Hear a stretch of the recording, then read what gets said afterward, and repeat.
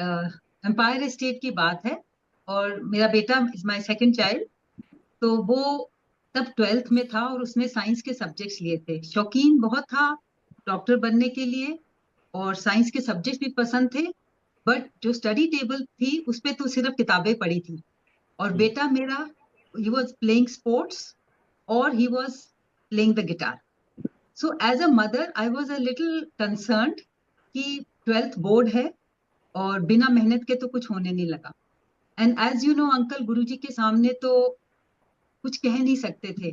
पर उस दिन, और कह भी सकें तो गुरुजी की जब मर्जी होती है, क्योंकि उनको पता है हमारे दिल में क्या चल रहा है। जब गुरुजी को मत्था टेका तो सिर्फ मेरे मुंह से निकला, गुरुजी पर्दा नहीं। और गुरुजी ने मेरी तरफ देखा, he gave such a beautiful smile. मुझे कहते, तू चिंता क्यों करनी है, तेरा मुंडा बड़ा सियाना है। और इतना लंबा हाथ करके बोला कि तेरा मुंडा थ्रू है, इतना लंबा जैसे हाथ लेके गए। तो ये बात मुझे हमेशा याद रहती है।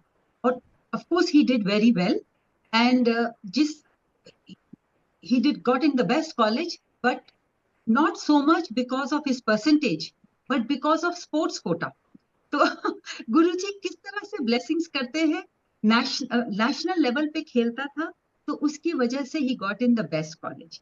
और आगे कॉलेज में भी जब था तो ऐसे एक बात हुई कि मुझे उसने जब पहले एग्जाम्स आए तो रात को आया एंड रो रहा था। इमेजिन सच अ ग्रोन अप बॉय, कॉलेज में था। और मैंने बोला व्हाट हैपेंड। कहता है mummy, I think I will fail tomorrow. मैंने बोला why, actually I am not surprised, क्योंकि मैं आपको देखती नहीं हूँ पढ़ते हुए। कहता है I know that mamma, but I don't want to fail. तो ऐसे फिर उसका हल क्या है। कहता है मैं सोच रहा हूँ मैं कल एग्जाम देने नहीं जाऊंगा। मैंने बोला ऐसे तो नहीं हो सकता। आप अभी तो 8 बजे हैं रात के, पेपर सुबह है। और जैसे आपने कहा अंकल जी, हमारे पास भी बहुत छोटा सा गुरुजी का स्वरूप था जो गुरुजी ने दिया हुआ था शुरू शुरू में। और हमने भी अपने घर के छोटा सा मंदिर हमारा वहां रखा था। I just told him, and this is early 2000, very early. तो मैंने कहा आप जाके गुरुजी को मत्था टेको और फिर पढ़ने बैठ जाओ। ये तो कोई ऑप्शन नहीं हुआ कि मैं एग्जाम नहीं दूंगा।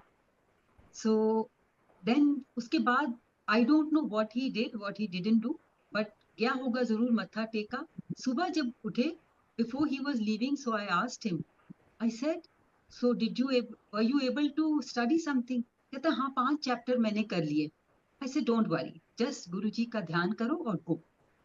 And uncle, you will believe me, because आपको इतने सुंदर एक्सपीरियंसेस हैं गुरुजी के। और जब गुरुजी की मेहर होती है, 90% of the exam paper was from those 5 chapters only.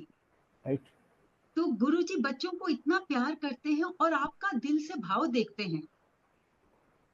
वो पास होना चाहता था पर पढ़ाई पहले नहीं की। बट आप एक स्टेप जब आगे बढ़ो, गुरुजी 100 स्टेप लेके आपकी तरफ आ जाते हैं। एग्जैक्टली। तो so this reminded me of that. And बहुत सुंदर एक्सपीरियंस आपका।